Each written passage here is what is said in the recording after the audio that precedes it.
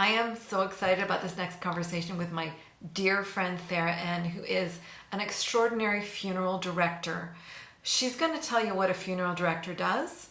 She's going to share some of the secrets. She's going to even share some of the mysterious things that have happened to her as she's helping a body transition. None of it is yucky. Promise you, it's not yucky at all. This is really great information. We're going to be talking about trends in the funeral industry because it needs to change. It's been the same for hundreds of years. She's also going to share what she's going to do at her funeral, and really important, how you can prepare financially for your funeral or your family's funeral. Okay? This is jam-packed, full of great information. Please stay to the end because I have a little gift for you at the end that'll help you start the process of planning. All right? And don't forget to subscribe. I'll see you at the end.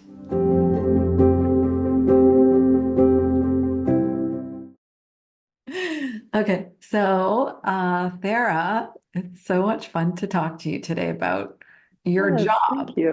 It's one of Thank you. these. It's it's for years, we hear about the title funeral director, and we don't like I didn't really understand what a funeral director did. I thought it was somebody who just like greeted you at the door and sort of, you know, helped organize the production of the funeral. But since Which is you true. since that is one thing, right? But since I went through this process with my parents and got to know, you know, people in the industry, which includes yourself, I have been educated into what a funeral director actually does. So, but not, uh, I don't know everything. So that's why I wanted to have this conversation with you. So you could enlighten us and just, I want to talk about what's going on with the funeral industry and all the things about it. So, hmm so why don't we start with just that? Like, so what do you do in your job as a funeral director? Yeah, so I mean, well, I suppose it depends what kind of funeral establishment that you're working for. So where I am currently, it's a bit different than like a traditional funeral home where definitely you would welcome people in, direct them where to go, for sure. Um, but yeah, funeral director makes funeral arrangements and requires in the province of Ontario a license to do that. And they also require a license if they're going to embalm bodies arterially. Um, so they would make arrangements with the family, pre-arrangements for somebody's for themselves for their own eventual passing, at need arrangements when somebody has passed. You have to make sure you're talking to the proper legal authority to do that. There's a chain of who is legally in charge to make funeral arrangements. And you sit with the family, make those arrangements. You would organize the funeral, do all that coordinating, direct the funeral, do all the paperwork, proof of death certificates, benefits applications, all of this kind of thing. And you're there for the family from beginning to end, which is usually a very short and very intense period of time over like a couple days. Yeah, yeah. So the part that really fascinated me when I started to learn more about what you do was the embalming part. I thought that, I mean, obviously you have to get a separate license for that, of course, and be trained. But I thought that there were just people who just did that it wasn't Yeah, really part of the funeral director's job. Is that yep. true as well? You Yeah, can, yeah, for yeah, sure. So it again depends on the type of establishment that you would be working in. yeah. So I've worked for a bigger place that has multiple locations. So in order to function and run a business like that, they've segregated the various duties that a funeral director is licensed to do, make arrangements, direct a funeral, embalm the body, to people who just make arrangements, just direct funerals, just embalm bodies. And this would be like they would call this like central preparation, where it's a facility that looks after the embalming for all of a given business's various locations. So, like if a place is a much bigger establishment, they often have a central preparation facility where all of the bodies for all of the various locations are cared for in one place, in which case, yes, there's full-time embalmers that's all they do. Yeah. Or it's a smaller Fascinating. place and the funeral directors do everything. They embalm, they arrange, they direct, they do everything. But it's not a separate license. So if you have a funeral director license, then you have the license to do everything. You don't get an embalming license separately from a funeral director license. Yeah. Okay. Okay. Thanks for clarifying that. Yeah, at least in So, Ontario. yeah. Yeah. Yeah. Yeah. I guess it must be different from province to province in Yeah, in it's Canada. kind of like nursing in the sense Mm, that it's regulated provincially. So there's right. different laws, and there are laws around this industry for, I guess, obvious reasons, the nature of the work, and they differ province to province. Mhm. So, like, I came to Ontario specifically for funeral school, and in Alberta, you did not, at least at the time, this was what, I don't know, 8 years ago, you did not need a license to operate a crematorium. So I was doing that. But out here, you do. It's a different program, it's a different license. You need to go through the program and have a license to operate, like to do a cremation, to that physical act of the cremation. So yeah, it's different province to province, the regulations and the rules. Interesting. And well, that of course makes total sense. Do you have Yeah. any idea of how the US works? Is it kind of similar No, there? not really. No, I No, okay. don't know. I was just But I curious. would imagine that it's similar in the sense that every state is its own kind of thing, you know? Yeah. Yeah. Yeah, I would So imagine you, this to be the case. Yeah. yeah. And so so tell me, when did you decide that you wanted to be a funeral director in this industry? Because I Uh, know through our discussions, you love what you like you I love what you do. do very, very much. And Yep, for sure. I think that's really really Very, very special much. because most Yeah, people are set in fearful of that sure. whole process. They don't want to know about it. They don't want to talk about Yeah, it. But yeah, for sure. so it's really fascinating to me that this Yeah, is something that you love and that you want it, yes, you knew at a certain time. Tell yes, me, yes. how did that all start for you? Yeah, for sure. So when I was, I don't know, I was about like 20 or so. I remember this very clearly because it was a defining moment, like in my life. I was doing some like administrative work for the Alberta Healthcare with nurses, and they were like, "Oh, these nurses are palliative care nurses." I was like, "What's palliative care?" And in that moment, when they said, "Oh, they care for those who are dying, they're caring for the dying," it struck me like lightning, like nothing ever strikes me like this. So I remember so clearly, I was just like, I could do that. Like super, super clear, like I could do that. So from age 20 at that moment, oh my gosh, I don't know, for 12 years, I did career interviews. I was volunteering at a hospice for 6 years. I thought about being like a spiritual coordinator, like a grief counselor. I didn't want to be a nurse because I didn't want to deal with like physical bodies and physical bodies being sick, which is ironic because now I'm like a nurse to the dead, but dealing with the dead is completely different. And the grossness of a body, fluids in these things is completely different with a deceased person than with a living person. So I went through all of this, like trying to find my way because that was such a pivotal moment where I knew, like, I can do this. Oh man, years and years and years searching, searching, searching because I did that volunteering at the hospice. And I ended up working like in finance just sort of by chance. And so I was looking around, like the Alberta government has this alphabetical website of careers. You just like look through, it tells you what are the job prospects, what do you get paid, what education do you need, whatever. So I'm looking at like financial analyst. I'm like, is this what I should really do? Really? Accounting? Like, okay, trying to find my way. Financial analyst, funeral director. And also in that moment, I was like, that's it. This is it. And I had no idea what being a funeral director was, never stepped foot in a funeral home, little to no experience with death in my family or anything. But it struck me, same like it had, all those years ago, 12 or 13 years ago, whatever it was. And that's it. I went to like the local funeral home, is a big establishment. And I did a little internship there. This was a special thing. They'd never done this before for anybody. So I worked my regular job Monday to Friday. And on the weekends, I like worked in a funeral home doing like observation stuff. And then I left my finance job and jumped, like I took a 50% pay cut to get into funeral service. A lot of people think funeral service, well, you make a ton of money. No, sure don't. To get into this work, and that's it. And I haven't looked back since then. And that was years and years ago, 6, 7, 8 years ago. Yeah, so it was very like meant to be.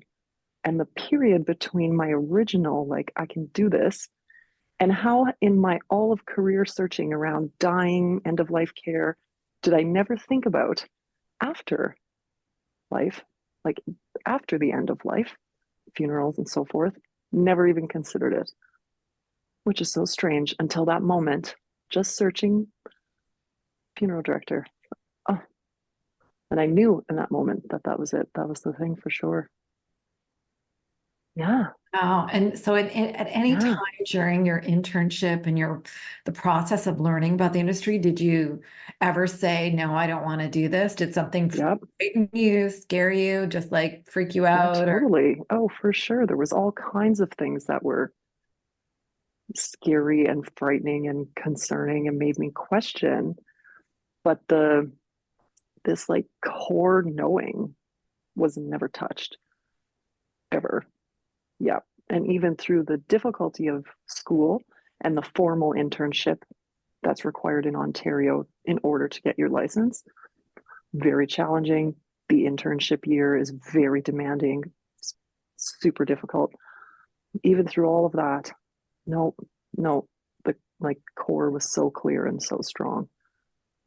It's like a calling. I always say this to people, families, when Mm, they're like, how do you do this? I don't like that word, calling. I don't know, but that's what it is, without doubt. yeah. Yeah, it's far too difficult and demanding to just be a job, for sure. Yeah, it's not just a job. It's so much more than this. So you do have to have a heart for it. And I do. And I recognize that a lot of people don't, couldn't, wouldn't want to, can't imagine. I hear this from people. And I know that I can. So I feel some sense of duty, towards the world, that I have this ability. So I have to serve in this way. Yeah, the more I learned about what you do and how hard you work and the fact that you're on call, and Yeah. it's the opposite of birth. Like Yes. the same thing. Like when a birth happens, a doctor's on call. It just can happen.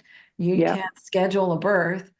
Yeah. Well, you can, but a natural birth you Hmm. cannot. And the same thing with Same death, with death. Yeah. even with death, You sure. can, Yeah. but most don't. Yeah. But it's very much in Yeah. its natural way, unpredictable because you're going through this process. And Hmm. so, like, I was really struck by how similar it is, and the similar in importance too, because you're really ushering out a body out of life, out of the life, just like a Yeah. doctor ushering in a body and helping the Yeah. body come, like helping a baby be born is so, Yeah. we treat it as like miraculous because it is Yeah. miraculous. The baby's For healthy sure. and there's no trauma. Yes, it's a Mhm. miracle. Yeah. But in a way, it's the same as you leave. Like, can you leave without Yeah. trauma? Can you leave Yeah. with and being there for Yeah. somebody as they exit, or as Yeah. they're helping them not just exit but helping with the process of settling the affairs and Yeah. whatever. I think is such an important, it's so important, so important. Yeah. For sure. It's Yeah. deeply fulfilling. You know, it's deeply, deeply fulfilling to do this, to care for the deceased bodies themselves, You know, I'm the last person that ever touched this person. I never knew them.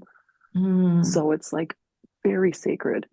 And you meet these people and you have this intense, it's so important connection with them for such a short period of time, you know? Yeah, it's very fulfilling. Now, you and I, Yeah. we've had lots of discussions about spirituality and the afterlife. And in the process of doing your job, did you ever have an experience as you were, preparing a body? Did you ever have any type of, like thought or message or kind of connection? Yeah, I feel like I do. And it may sound, certainly there's never been anything like paranormal or anything of this variety, you know, these types of like morbid nightmare things that people might Mm. envision. Absolutely not. But I definitely like talk to the deceased, you know? You know, this person's 95 years old. What give me your wisdom? Here's what's going on in my life. What, you know, what wisdom can you provide to me from your years on this planet, you know? And I can imagine all kinds of things, but I do feel like, you know, that I get answers for sure, you Mm. know? And also talking about the spiritual side, which is the reason too that I'm doing this. It's absolutely for the spiritual reasons. Um, you don't like immediately, like, I don't think your spirit is boom, poof, gone immediately after you pass. No, the spirit is very present, and different cultures have different beliefs of how long is a spirit around, hanging around the body, you know, how long is that going on for? So that person, in so many ways, especially those initial days, is more present than they were when they were in their body, if that like Mm. makes sense. And families also will tell stories about this. Like I hear people say all the time, like, you're never going to believe this. But I'm like, oh, I will believe this 100%.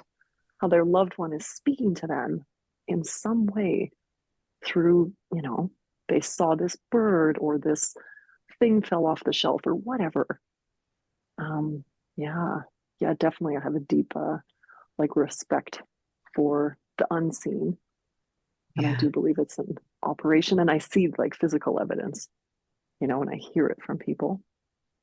Yeah. And yeah, yeah, That's really fascinating. yeah. Do you have any stories that you want to share? Any specific ones? Mm. I mean, they're just like little things. You know, I have like a girlfriend who's also a funeral director, and her spouse like very tragically had a heart attack out of nowhere. He Mm. like dropped dead in their house, just awful, out of nowhere. She's a funeral director too.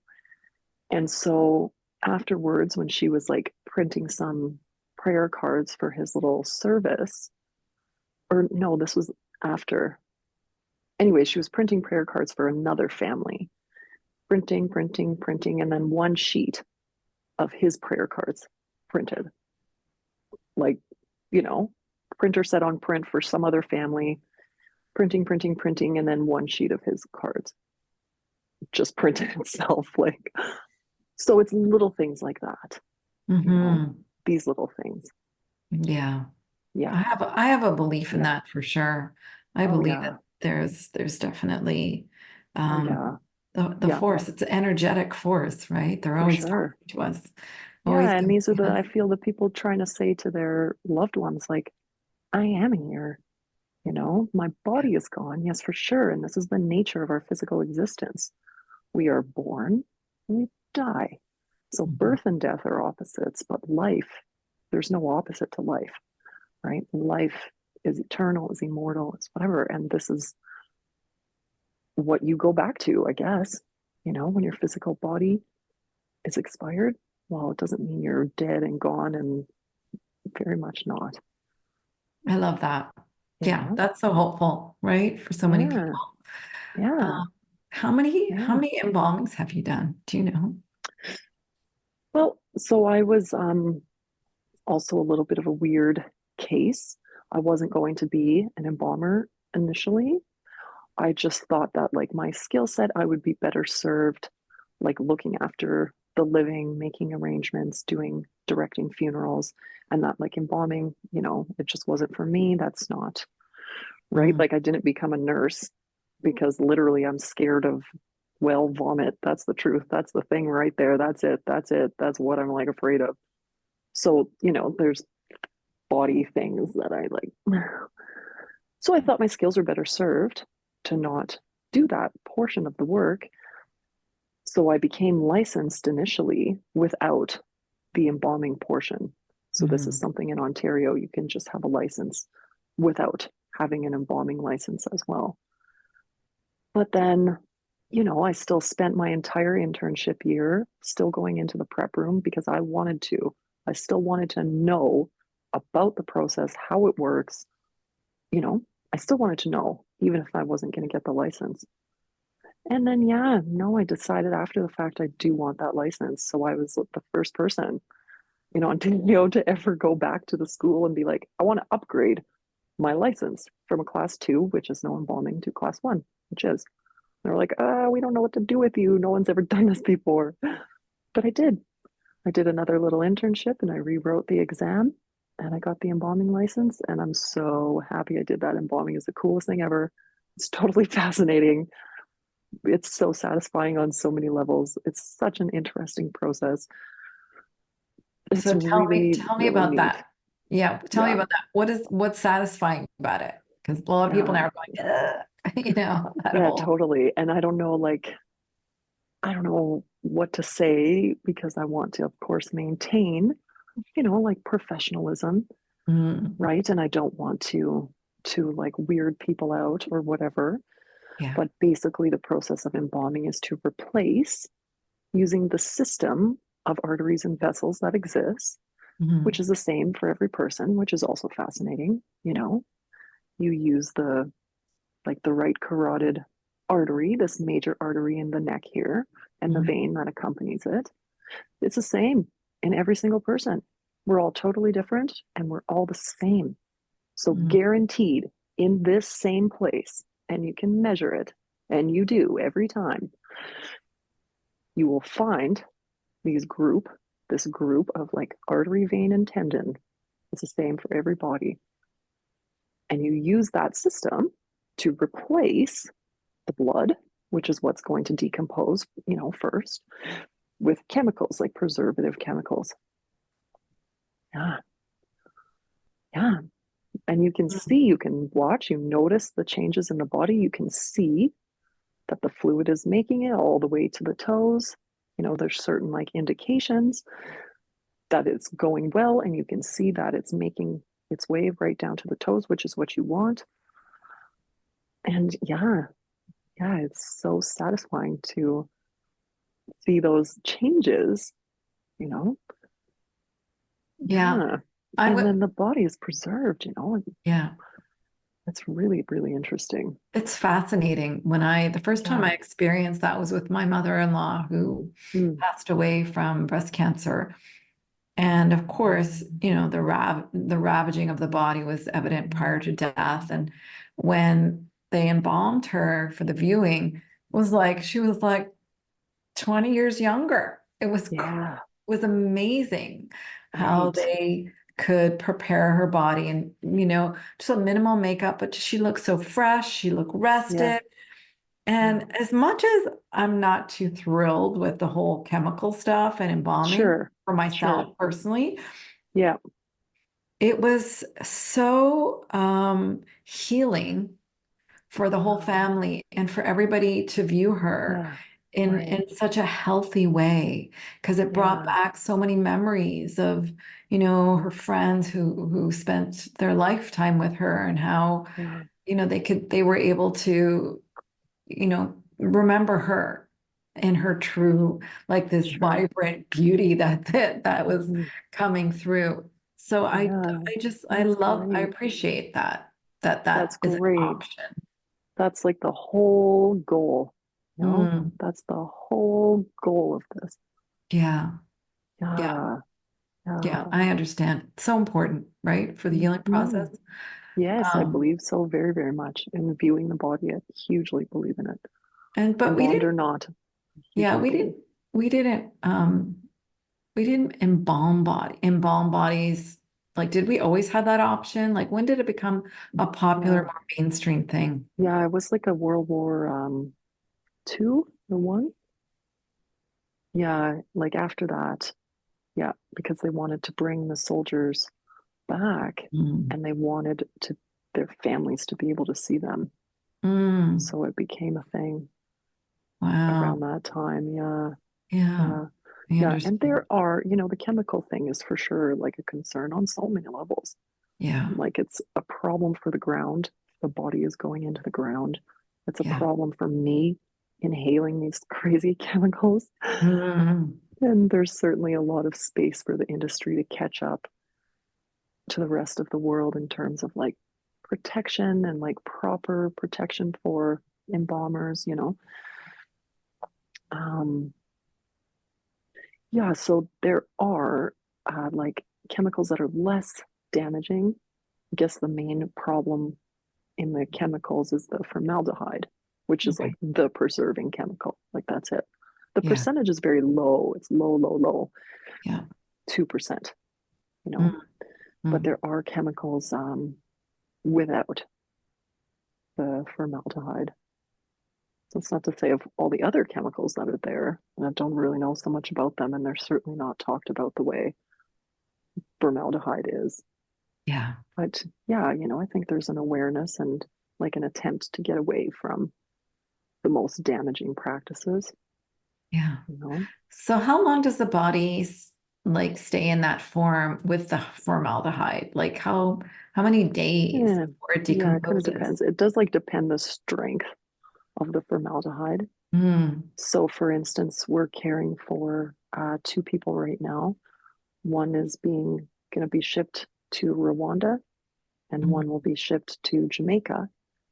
So Wow. when somebody's like physical body, I guess just like soldiers, back in the day, when they're going on a plane, this is like a pretty serious situation. So the preservation needs to be Mm. strong. So stronger than someone who's going to have their funeral in a week or 2 days. So then the chemical strength would be stronger to increase the preservation um, and how Really? long it lasts. Yeah.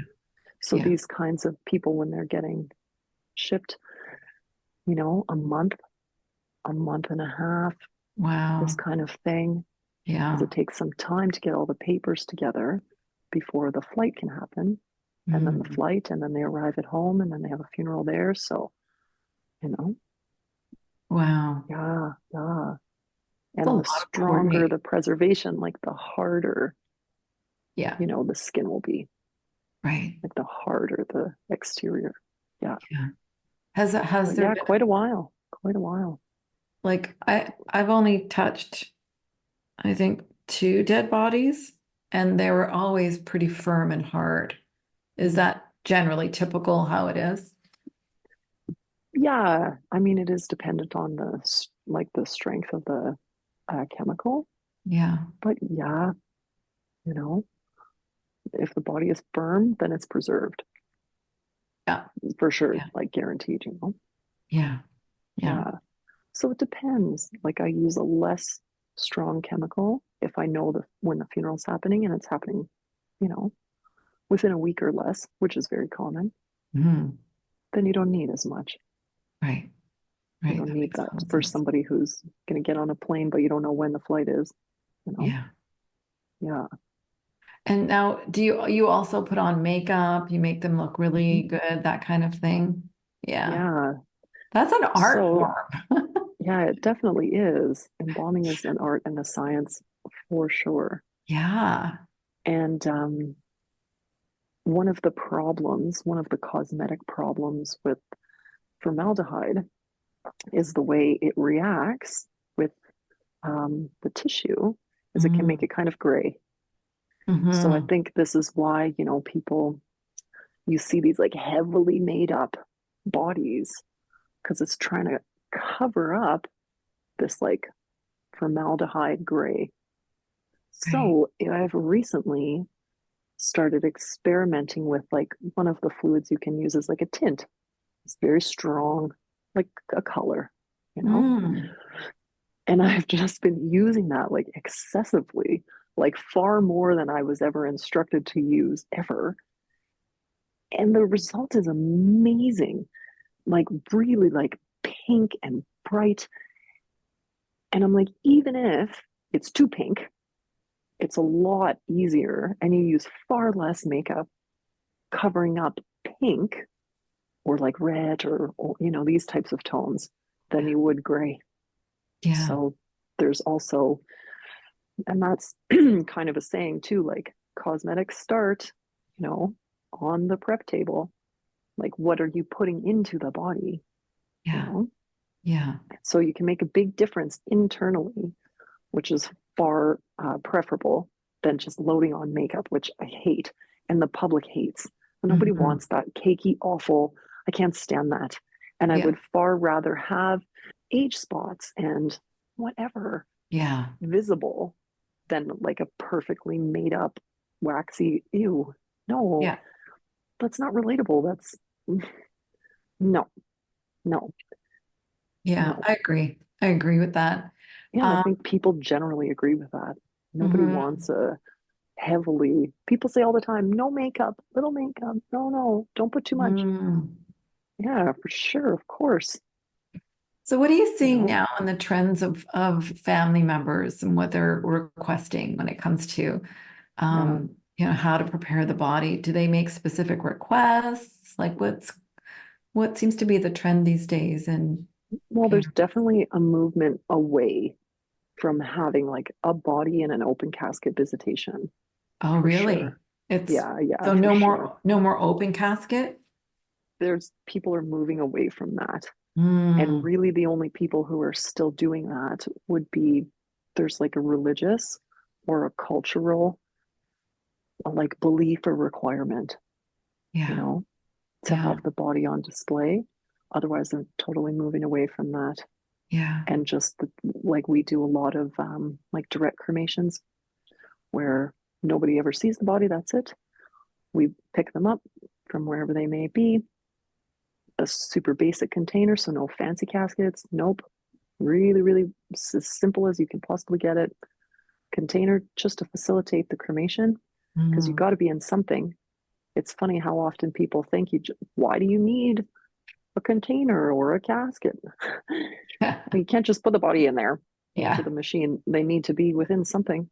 So the yeah. most basic thing to facilitate that. And then, you know, they're not even having like a proper structured service, a memorial service with ashes. No, they're just doing their own little celebration of life thing on their own Mhm. outside of the funeral home. So there's a lot of movement away from the service that a funeral home provides. And it's sort of Mm. becoming more functional just to facilitate the disposition, which is most of the time cremation, unless somebody owns something already, a grave, a crypt, whatever. But Right. cremation is certainly super popular, and that's definitely a trend in Canada. Like the West Coast is like 90% cremation. Ontario is a little Really? bit different. Yeah, it's Yeah. super high on the West Coast Huh. and Alberta, Saskatchewan, so forth like this.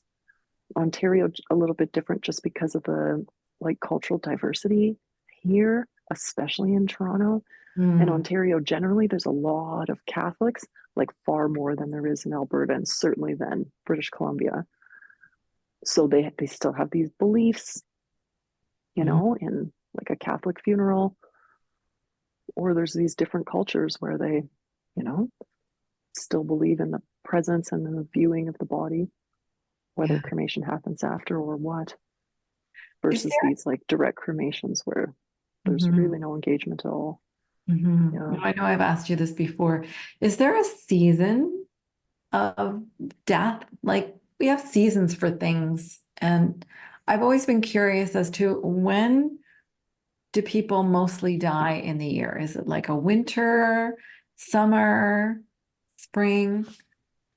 Yeah, I What do mean, you all the think? time, Like, when's your definitely busy all the season? time.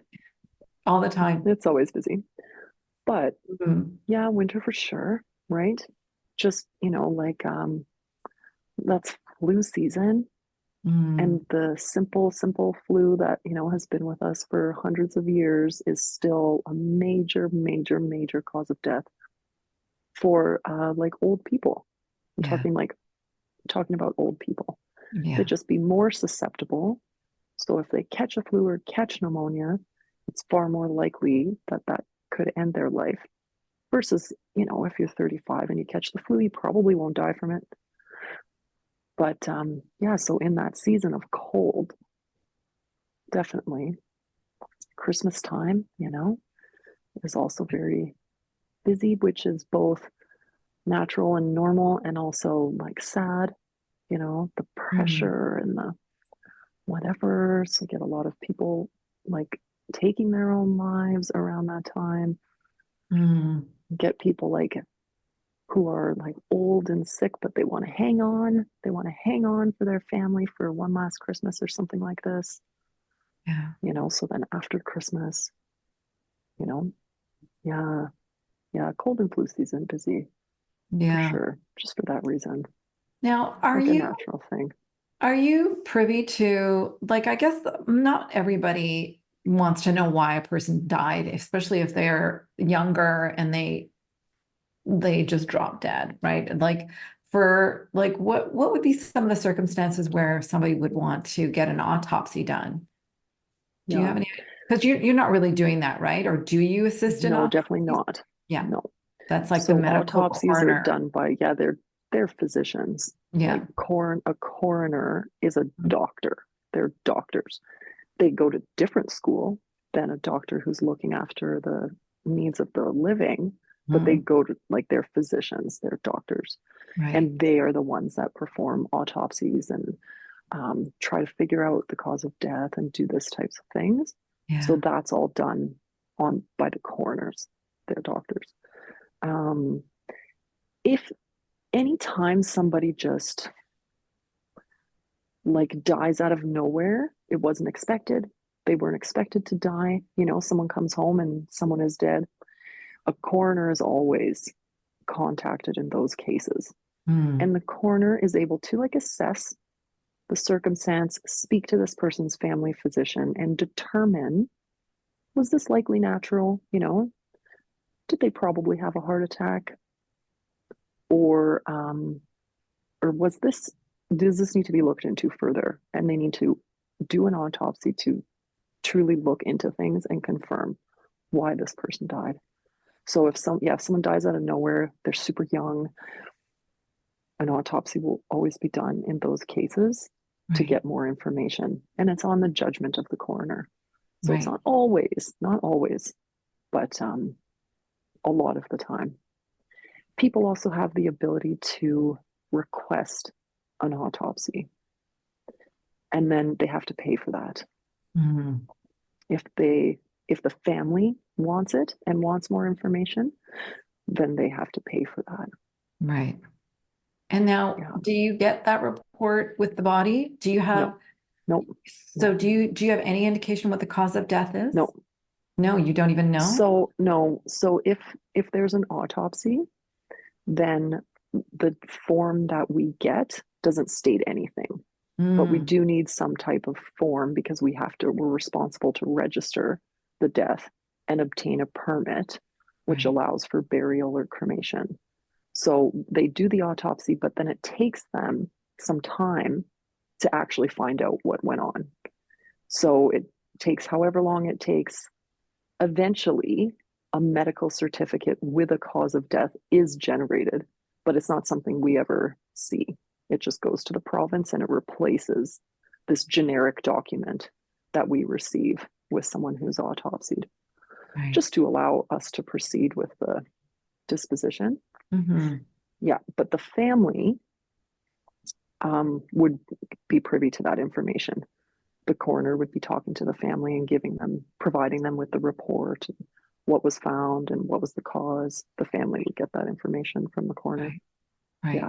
Right. Right. And then in normal cases where somebody passes in a hospital or at their home in the care of a nurse, yes, we get a medical certificate that lists the causes of the death, which we're not allowed to disclose. There's all kinds of rules about information, privacy, and protection. Sure. So we can't disclose that to the family, like at all. It's not something we can talk about. Wow. So when the family asks if that happens, which it does sometimes, I always say, okay, here's the name of the physician who signed the medical certificate, and you're welcome to reach out to the physician to talk to them directly about it. But I can't tell you what the document says, and I can't give you a copy of it. No. Right. Fascinating. Yeah, there's so many things that you have to be aware of when you're going through that process, right? Yeah. Oh, yeah. And it helps to know like a little bit of how this process works so that you can feel more empowered to ask questions, because I know from my experience that you like it's such a mystery as to what happens. And like I said before, most of us, we don't really want to know. It's like, hey, here's the body. And then there are some people who are really do want to know and stay with the body and really want to make sure that things are done properly for whatever religious, ceremonial things. But generally, we don't want to know. We just like, they're dead. But it's interesting. It's fascinating to me when I started learning more about this as my parents passed away. I went through two in-laws who passed and wasn't really involved, only at peripherally in arrangements and stuff. But my parents were different. Like my mom didn't want to be embalmed. She wanted to be buried. My father wanted to be cremated. So I had the full sort of experience of what that's all about. But going through this process with my parents, I had so much more knowledge. So I could ask more questions and sort of, understand what should be done, what shouldn't be done, and help in making the arrangements that way. So it's yeah, this whole death thing is so fascinating. But so now you said earlier that you've moved away from that sort of formal funeral director or funeral home kind of situation. Do you want to tell me what are you doing now? Like what? Because it's evolving, this industry, isn't it? Yeah, very much. Yeah, and it has been for a few years. Yeah, it's been changing. Can you speak to that kind of the trends? I mean, you mentioned more less open casket, more cremations. What are you seeing from a funeral director's point of view about the trends of this industry? Yeah, and I think there's sort of been like the industry has sort of operated the way it's operated since whatever, the early 1900s. And it's just sort of stayed that way. There hasn't been a lot of change in the industry. And I think the public is not feeling that. Like the public is asking for something else. They're not feeling it's relevant or whatever. But the funeral industry is just kind of not adapted to that. So, but I mean, the public is the public. Someone is going to serve them as they're wanting to be served. So I used to work like at a traditional type funeral home. It's a family owned business, which has been the case for so many years. There's kind of this division between like family owned and owned by a corporation. And it's significant. It's like 50-50. So there's still a lot of independent family owned businesses that have been that way for like hundreds of years. And they just kind of pass it down, father to son, typically is how this type of thing has been. So at this traditional type of funeral home and family run business, okay, this is a full service thing offering a traditional service. But then there's like alternative services where I'm at now, where we don't own our own chapel. So if families want to have a funeral, we rent a chapel, like we rent a space to have a service there because we're just an office. So we can care for bodies physically at our office. We have a prep room. We're licensed to be able to do this. Mostly what we're doing is like a simple cremation service where the body is never seen and we just do the work behind the scenes. We see the family maybe to make the arrangements. Maybe we even don't.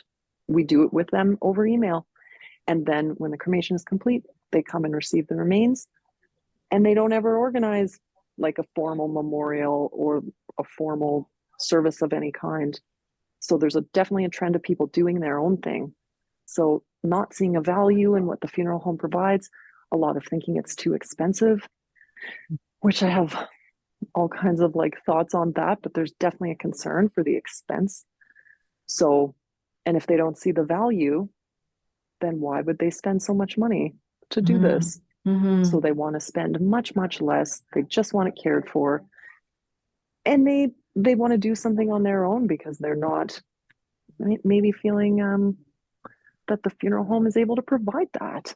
So it leaves like a space, like a huge space for opportunity for the industry to change and to adapt, because there absolutely is a huge value in the work that we do and in the funeral itself.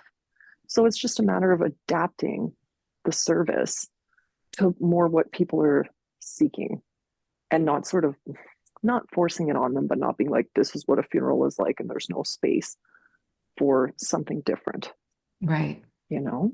Yeah. But I don't want to lose those people, and I don't want them to just do it on their own, because they can't just do it on their own.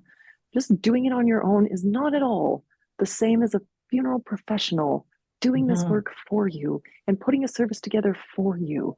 Like, can Yeah. you organize your own wedding? Yeah, I guess so. But wouldn't it be so much better to have a professional guiding you and do that for you?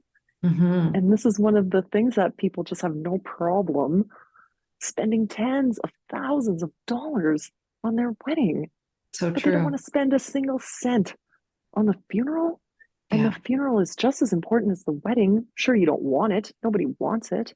And they Yeah. want the wedding. They don't want the funeral. Okay. But this is the fullness of life: Yeah. birth, all the events that happen before death. But death is a huge, significant event. And we shouldn't just be sweeping it away and ignoring it and not doing anything. No, we lose something significantly as a culture and as individuals when we do that. So I Hmm. very much believe in the importance of acknowledging this event, doing something, doing something. So even if families want to do their own thing, okay, well, at least that's something, Yeah. But I do want there to be like a new era of funeral service where, yes, the funeral home organized this celebration for us, and it was amazing. We loved their work, and it was so meaningful and so important, and totally worth the professional guidance and help. Yeah. I agree with you You know? 100%. When you're grieving and you're distraught, there's no way you can organize anything, let alone sign the Yeah, that's multitude also a of thing. pages and Yeah, do all the arrangements. Like it's so overwhelming. Like you yeah. would think that like death should be simpler, but it's not. And It's it's really something complicated. that you need help with on so many Yeah, levels. yeah, Yeah. Yeah. I mean, even when you're, having a birth announcement, like like the ceremony that people are doing to like announce the gender of their yeah. baby is crazy. Hmm, Or the hmm. amount of money and ceremony that we have for, religious things like confirmations and Hmm, baptisms and all of that. hmm. These are so important parts of being a human. And I, Yes, the death one is, wow, it is to me the yes, most important because yes, of the significance of the end of the completion of your life, whether it's yes, short or not, it doesn't matter. It for still has to be sure. acknowledged, and that Yeah, life, that living person has to be acknowledged. You can't just, oh yeah, yeah, they're dead. That's the end of that. yeah, yeah, Yeah. for sure. That's not good. There's a reason we have these traditions and these ceremonies, and we have for forever. There's a reason for this stuff. Yeah. Yeah. Yeah, So important. So let me ask you super this on a important. personal question. How are you going to die? What is your plan for death? Oh, my plan. Yeah. So I'm gonna die, as an old woman in my bed with the love of my life. We're gonna die together on the same night, peacefully, hand in hand in our bed. Yeah. And then we're gonna have a double funeral, like a full on. full on. And we can go in like a tandem crypt, like at a mausoleum. Yeah. Yeah. Yeah. I can That's have what like you want. multiple costume changes, just like Aretha Franklin for my visitation. Yeah. And I don't care if anybody comes. I don't care. Don't care. This is often a thing that people say, right? Well, no one's going to come anyway. She was old. Like, so what? You're here. Your That's spouse is right. here. Your That's right. grandchild's here or whatever. Her Yeah. nurse is here. Who cares if it's 5 people? If Yeah. those 5 people love this person, you should get together and acknowledge that she's gone. You should remember her. You should celebrate her, yes, but you should also grieve. If you feel sad, you should. All of the emotions that accompany the end of someone's life should happen Mhm. in a Yeah. ceremony, Yeah. a formal ceremony. Yeah, Yeah. yeah, for I sure. love I I believe love it big funerals time. for that. Years ago, Yeah, when when I was younger, my ex-husband and I used to joke about, oh, we're in the process of wedding season, like in the time of our lives when we're really young. So we go to all these weddings, and then many years later, all of a sudden we were going to all these funerals. sure. And I remember my father-in-law at that time was like, that was a social event. Going to these funerals, they were able to, as a Yeah, community, come together. yeah. And and for my in-laws, it was so much like that. It was like this Mhm. big community event, and they would Yeah, gather in yeah. their church hall, and Mhm. it was joyous, it was celebratory, and it was Yes, yep, yep. there was a lot of discussion around their experiences. I had so many beautiful personal stories Yeah, told to me by yeah. people I barely Mhm. knew. And Yes, yes, yes. like that whole process of coming together as a community to celebrate that person's life is Yep, so important. Oh my God. yep, yep. It just helped us grieve so much to know that Yes. the whole community was behind us and supporting us. Mhm. And it was Mhm. a little less so for my parents because they died during COVID, but still we had like a small gathering, and like that, Yep. just the idea of having the community, Yep, celebrate those lives and what they meant to yep. us is Oh, for sure. There's the best. huge value in that. Hmm. Huge value in that. Yeah. Yeah, yeah. So hire your And that local stuff is funeral important. director. Hire your local funeral director. Yeah. It's worth it. Yeah. Going Some element of forward. formality is very, very important. Yeah. And I've been to Formality. one of these things like really, really good not family, but people become family. Hmm. Uh, so she passed and I flew from Toronto to Thunder Bay and my mom flew from Calgary to Thunder Bay and her Wow. brother flew from the Yukon to go to this little thing, which was a celebration of life, but it was a community center with some sandwiches and like that's it. And one of the immediate family members was like, well, everybody, like, thanks for being here. And if anyone wants to say anything about mom, you can come on up and do that. Yeah. And I love nobody that. got up and spoke.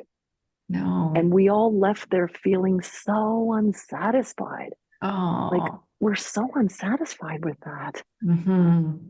Ugh. And I personally felt really bad because I'm like, this is my profession.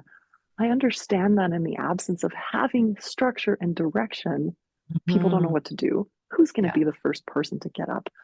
Yeah. No one's going to do that. Yeah. It's my responsibility because I know I should have been the first person to get up and say something because it just takes one person to kind of start this. And Yeah. then at the very least, there could have been sharing and people could have gotten that benefit of remembering, of sharing, of crying, of support. But Yeah. instead, it was this awful where we all Mm. left. Oh, so my Mm. mom and I redid that funeral. We redid it over the phone.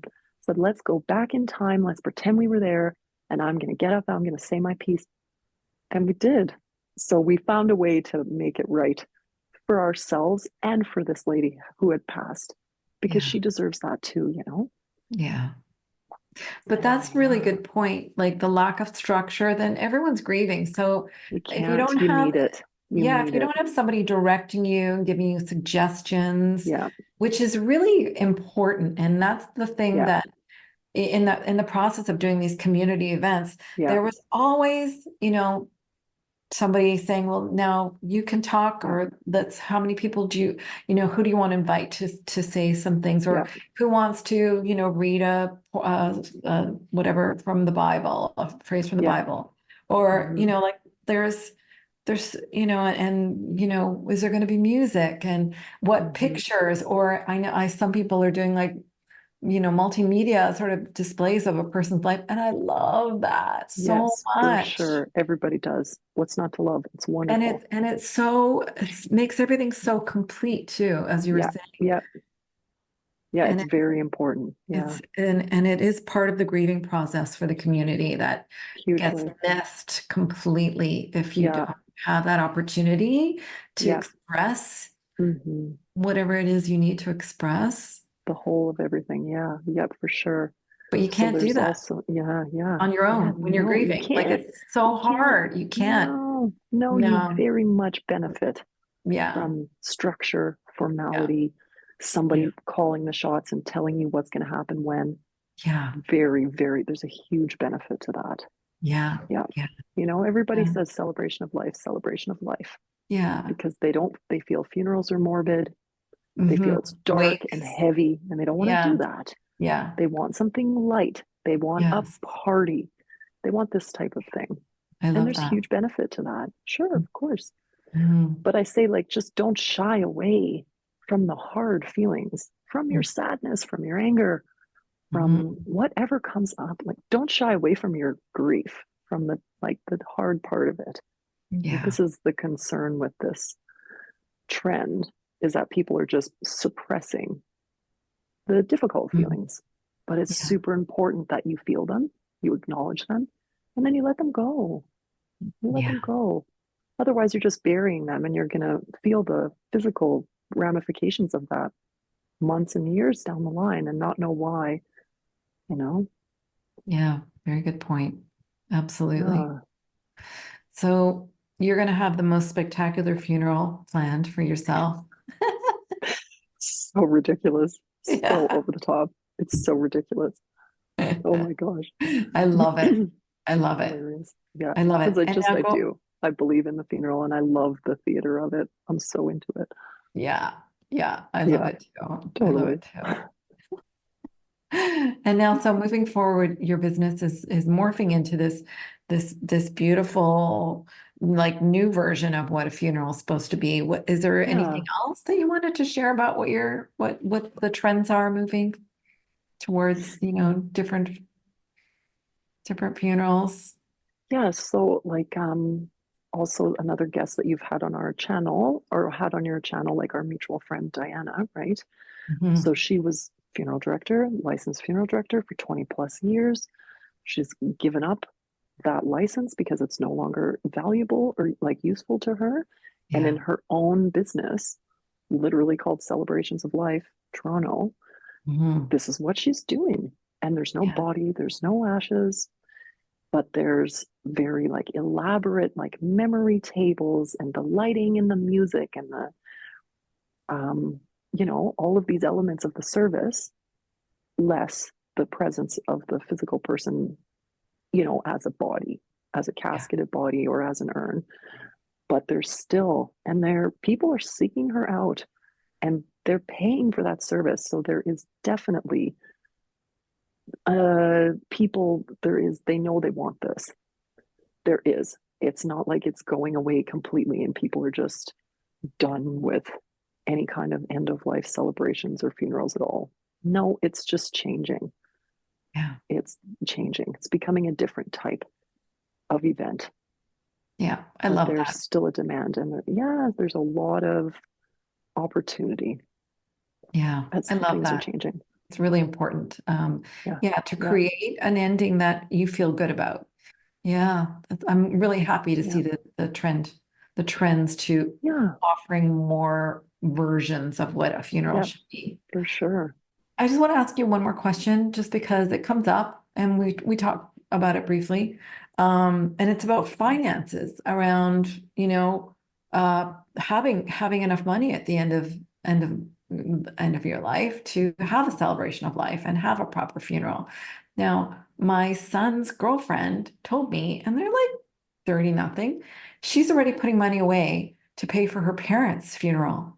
I'm like, Wow, that is amazing. She goes, yeah, we're all pitching in a little bit every month. And because great. they want to make sure that their parents end to That's life. great. And Yeah. like, are there any like fine, like there's so many ways you can save money, obviously, when you're alive, you can put whatever fund in whatever. But are there finance companies that help you save specifically for funerals? Only if you make like a formal rearrangement. So like if you enter into a, like your mother did, right? Yeah, Like, so if you enter into a formal pre-arrangement contract, then you can either put the whole cost of the money down or you can pay it in installments, yeah, you know, your yeah, money would be held in the best case scenario in a trust account, yeah, like a private account in your own name, gains a little bit of interest and you put it away like a right. savings account. And not every Yeah, province does this, do they? I believe they do. Oh, yeah, in Canada? Oh, Yeah, yes, but I if you're in believe the so. Yeah. States, it's really important to just double check that to make sure there are laws in place to protect your money. Sure. Yeah, Yeah, right. Sure. like just want to And put certainly in just heads Canada, up. the laws are intense. They're Yeah, very, very intense around protecting your money. Yeah, for yeah, sure. yeah, So that even if something crazy happened, like the funeral provider that you made your prepayment with, the building burned to the ground or whatever, your mhm, money is still safe. Your money yeah, is always safe. Yeah. yeah, There's no you didn't there's no circumstance under which you would lose your money in right. some crazy event. Your money is very, very safe. Yeah, And in Ontario, there's also like the board that licenses funeral directors and funeral homes has a huge, huge fund. And it's huge because no crazy things like this ever happen. mhm, Nobody is doing the public wrong in any significant way. But if they did, if a funeral provider broke the rules, there's a huge fund to compensate the public if they were ever the recipient of somebody being corrupt and stealing their money. You know yeah, what I mean? yeah, yeah. It doesn't happen, That's but yeah, that's really good to know that yeah, that you're safe. You're very safe. You're yeah. protected big time. The And public and is I think hugely it's protected. yeah, that's really good. I think it's really important as you were doing your finances as a responsible adult to make sure Sure. that that's taken care of. So I like Yeah, think about it. Don't that's not think about it. yeah, don't just, Yeah, like don't yeah, it's all I mean we're doing this and we're talking this way to inform the public to allow them to yeah, prepare on so many levels. And this is a really good sure. one to prepare for, Yeah, and so putting a little bit away or just putting it with yeah, payment, like yeah, doing formally a or payment not. plan, it's Yeah, so easy. It's so yeah, easy to have that yeah, taken care of. So it's out of your mind, it's taken yeah, care of. You don't have to stress about it, you don't have to worry about it. yeah, Um, so yeah, so mark that down. We'll have more information, of definitely. course, Yeah, underneath this yeah. talk.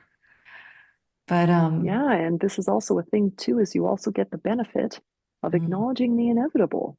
yeah, A lot of people don't do this because they don't want to think about it. mm, But yeah. nobody's getting out of here alive. We are all going to meet the same end. So if you have this courage to do it, to educate yourself and to start thinking about it, that is a huge benefit to Yeah. you and your life. Mhm. Yeah, Yeah, wise yeah, words. Well, yeah. I can't thank you enough, Sarah, for Thank you. What a spending this privilege. time with me Thank and you. just getting into the nitty-gritty of funerals and all of the stuff that is involved and what you need to be thinking about and just just start the checklist, right, and Yeah, start preparing for what you want, start thinking about how you want to go because there's so many for options now. sure. There's so many options. Yeah, that's Yeah, excellent. Thanks so much, that's Sarah. great. Thank you for your work. Thank you so much for watching this interview with my dear friend Thera N, funeral director extraordinaire. I hope you enjoyed it. I hope you took notes. I hope you jotted down some really great points. If you didn't, don't worry. I have a little download for you that will help you start your planning process. Okay? Some of the basics just to start. If you're too afraid still to start getting all the things you need to get done in the process, start here. Just download the little get ready guide and just do it. It's going to be so much easier this way instead of resisting, okay? And thank you again for joining us. And don't forget to subscribe and pass it on if you think it's valuable. Okay, I'll see you next time.